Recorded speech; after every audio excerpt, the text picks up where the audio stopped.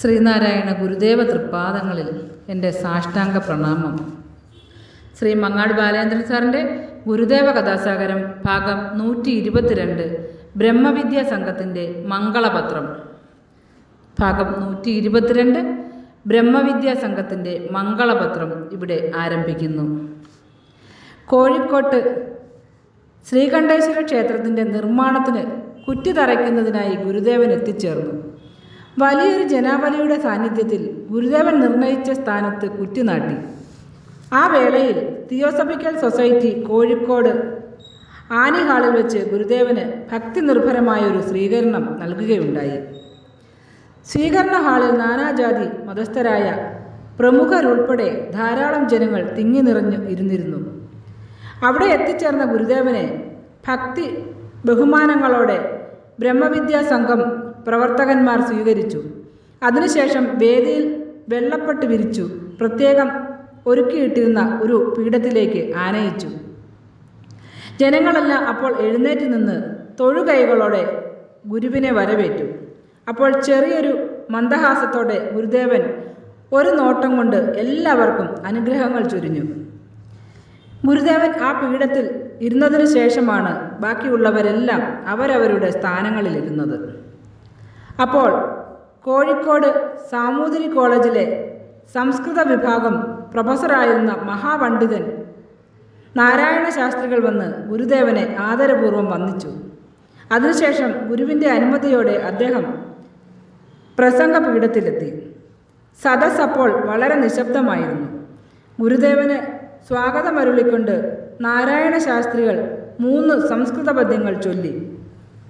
അതിലൊന്ന് ഇപ്രകാരമായിരുന്നു: ഏവം സദ്ധർമ്മ കർമാചരണ വിഷയിനീം ബുദ്ധിമസ്മാകമത്ര ദാതും കാരുണ്യപൂർവം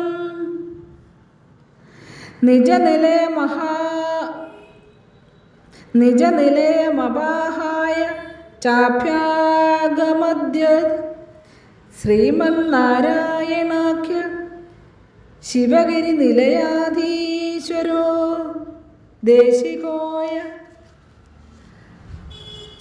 തസ്മാത് സന്തുഷ്ടചിത്തവയമപി തനുമ സ്വാഗത വന്ദനം ച. സ്വാഗതം കഴിഞ്ഞ ഉടനെ ബ്രഹ്മവിദ്യാ സംഘത്തിൻ്റെ ഒരു പ്രധാനി വന്ന് ഗുരുദേവനെ നമസ്കരിച്ചു. എന്നിട്ട് വിലപിടിപ്പുള്ള ഒരു പട്ടുഷാൾ അണിയിക്കുകയും ഒരു ഭഗവത്ഗീത ഗ്രന്ഥം സമർപ്പിക്കുകയും ചെയ്തു. അതിനുശേഷം മറ്റൊരു പ്രമുഖൻ പ്രസംഗപീഠത്തിലെത്തി ഇംഗ്ലീഷിൽ തയ്യാറാക്കി വെച്ചിരുന്ന മംഗളപത്രം എടുത്ത് വായിച്ചു. ആ മംഗളപത്രത്തിൻ്റെ മലയാള രൂപം ഏതാണ്ട് ഇപ്രകാരമായിരുന്നു: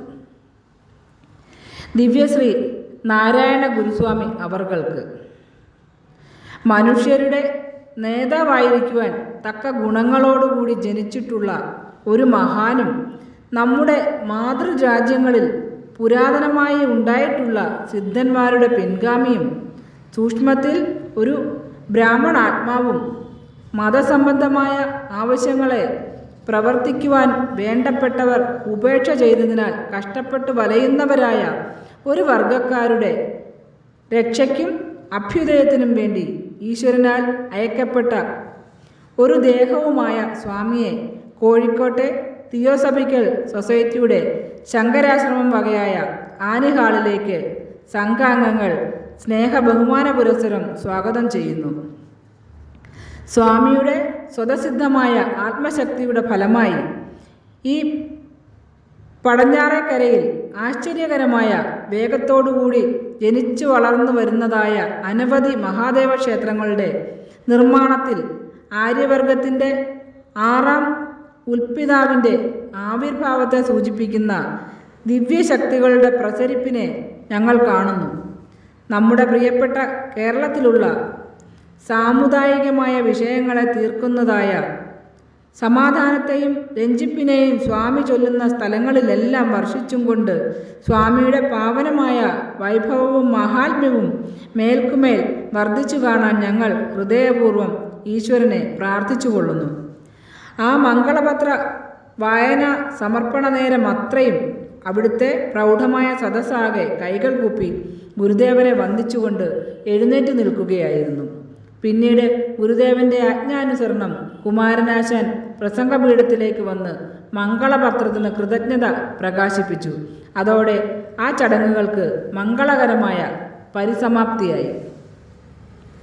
ശ്രുതജനമാനസ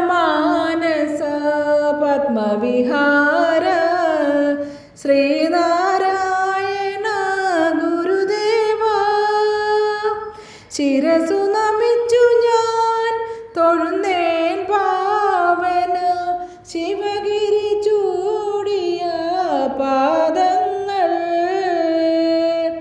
ശിവഗിരി ചൂടിയ പാദങ്ങൾ. ശ്രീ മങ്ങാട് ബാലേന്ദ്രൻ സാറിൻ്റെ ഗുരുദേവ കഥാസാഗരം ഭാഗം 122 ബ്രഹ്മവിദ്യാ സംഘത്തിൻ്റെ മംഗളപത്രം ഇവിടെ അവസാനിച്ചിരിക്കുന്നു. ഇതിൽ വന്നിട്ടുള്ള തെറ്റുകുറ്റങ്ങൾ സദയം ക്ഷമിക്കണമെന്ന് ഗുരുദേവനാമത്തിൽ അറിയിക്കുന്നു. നന്ദി, നമസ്കാരം. ഗുരുധർമ്മം വിജയിക്കട്ടെ.